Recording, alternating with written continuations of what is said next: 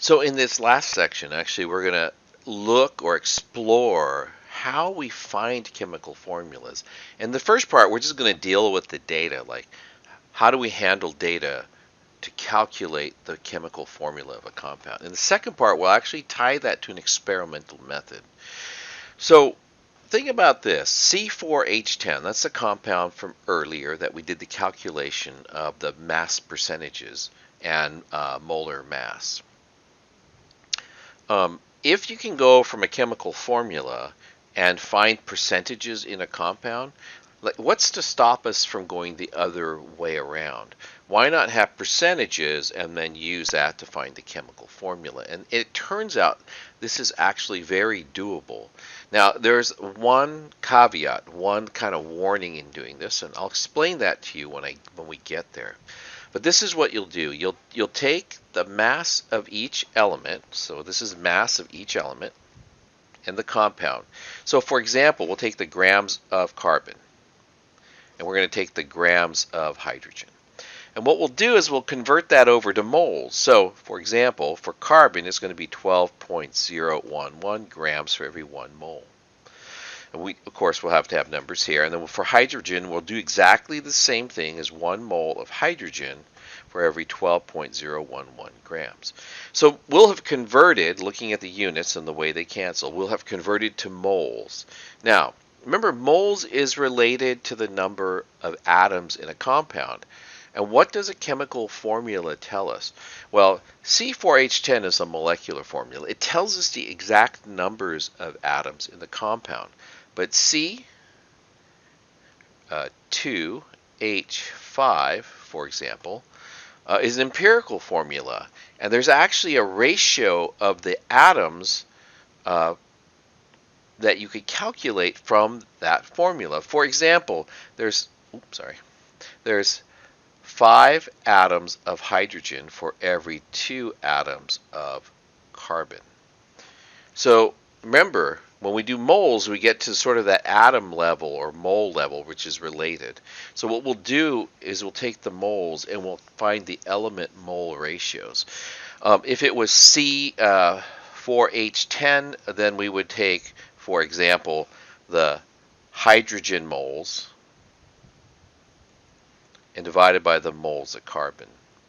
And this will boil down to being very relatable to the empirical formula. Now, if we knew the molar mass of the compound, then we could actually figure out the molecular formula, and we'll cover that in a sort of second part to this introduction to doing the calculations. So let's say we'll start with grams, not percents. Like we could convert these to percents, but it turns out we're just going to convert them back anyways. But let's say you take a compound and you do an analysis of it and you get 21.41 grams of carbon and 3.593 grams of hydrogen. What we're going to do, like what's the formula of the compound? What we're going to do is to convert those to moles, and then we'll convert them to mole ratio, and then we'll use our brains to interpret what that number means. So I've set that up already, right? And I just need to convert it to moles. And so for carbon, the molar mass is 12.011 grams for every 1 mole of carbon. So that's grams of carbon per mole of carbon. And for hydrogen, it's 1.008 grams of hydrogen for every 1 mole of hydrogen. So this comes out to be 1.7825 moles with 4 significant figures. And this is actually true most of the time for hydrogen because its molar mass is very close to 1. You get a number that's very similar. So this is 3.564 moles. So that's moles of, carbon and moles of hydrogen. Now, what we want to do is we want to look at the ratio of the two elements. And typically the way people do this is they'll take the larger value and divide by the smaller value. So in order to do that, right, you just have to look at the two values. It's going to be the moles of H to moles of carbon. So I'll write 3.564, again, 4 sig figs. It's actually 4.8 here. And then over, let's see, 1.7825 moles. So when you divide that out, that comes out to be 1.9997. I'm going to write over a little bit to the left so I can write more stuff. 1.9997 moles of H over moles of carbon. Now, if I round that to the correct number, sig figs, right, that'll come out to be 2. And remember, these ratios are supposed to represent values for integers. So if you're close, you probably could round it to 1.9 because it's supposed to be the ratio of integers. So this is going to be 2.000 moles of H for every mole of C. So in the formula, what we have is we have that carbon has a 1 and that hydrogen has a 2. And this would be an empirical formula, and you know when you write this like as an answer, you don't usually leave the subscript. This is the empirical formula for that compound. Okay, so what we'll do is I'll give you a chance to do this one, and I'll go ahead and write out the answers up through the moles, and we'll stop, and then we'll do the ratios, and then we'll see what we come up with as a formula together. Okay, so I'm going to set this up. Go ahead and calculate moles, right? I'll let you do that, and then when we start, the answers will. Okay, so those should have been the moles that you've got for each, with both of them have 4 sig figs.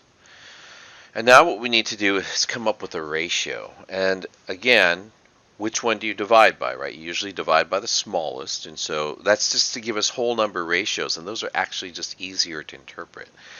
If you're good at interpreting fractions, it turns out you could do it that way too.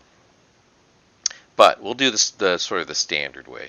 I'll take the mole ratio, so it's going to be the moles of oxygen in this case, right, for every mole of nitrogen, and that's just going to be 4.62875, and I'm just going to say O's for 1.8515 N's like this, 4 sig figs. And let's go ahead and calculate that, and let's see what we get, right? So I put that in my calculator, and I get 2.5, like 0, 0. And this is O per N. So now you have to think about what does that formula mean. Like if you were just to write out based on that calculation, you would say, well, N is 1 and O is 2.5. Now here's the thing. You can't have half an atom, right? So what you end up having to do is you have to multiply out this formula by a factor to get to whole numbers. And you have to remember this, because this is a common mistake. If you're going to multiply one, you have to multiply both. And so conceptually, that's why I put it in parentheses. Like you're going to distribute that multiplication through the formula. So the simplest way to get rid of a half is to multiply by 2, right? So this becomes N2O5. And that's the empirical formula. It's the lowest formula, lowest subscripts, right, that are whole numbers that represent the compound. Okay, so you can also go from percents, and I'm going to show you this because this is probably one of the most common ways these problems get shown. Instead of showing you actual masses, they show you percentages, right? Lots of examples in the book. But here's the deal. It's done the same way. When we say percent, right, again, this is what we referred to before. That's grams per 100 grams. So what you always hear is assume you have a 100-gram sample.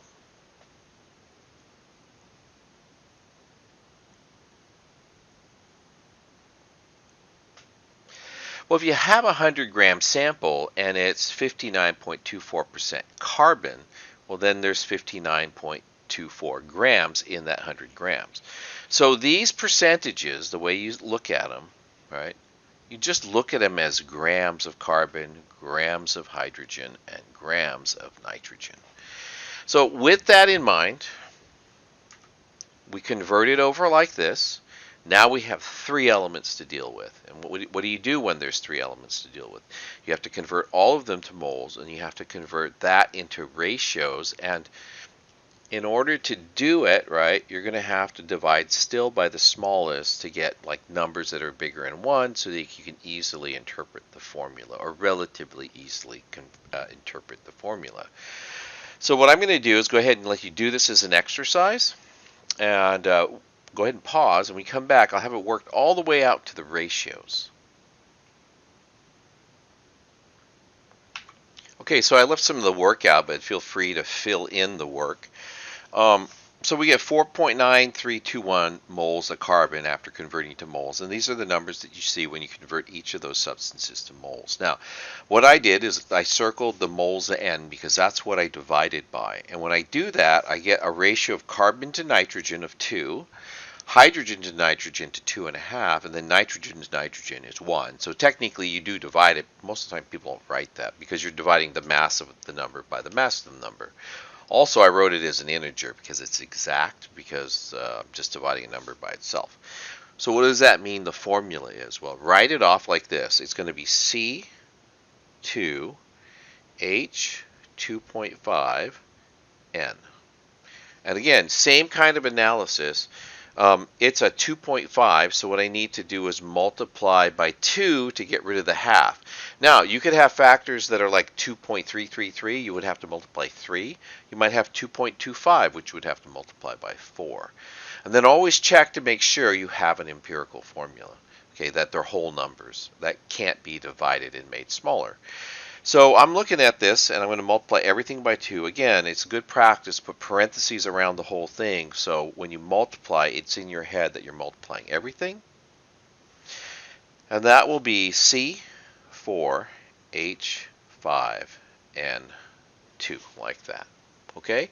So regardless of whether or not you're starting with percents or mass, right, you're always going to mass at some point, converting to moles and then looking at mole ratios. Check the formula to make sure that it's whole numbers, and if it's not, you're going to need to multiply out so that you can get to whole numbers, and then again check to make sure that's an empirical formula.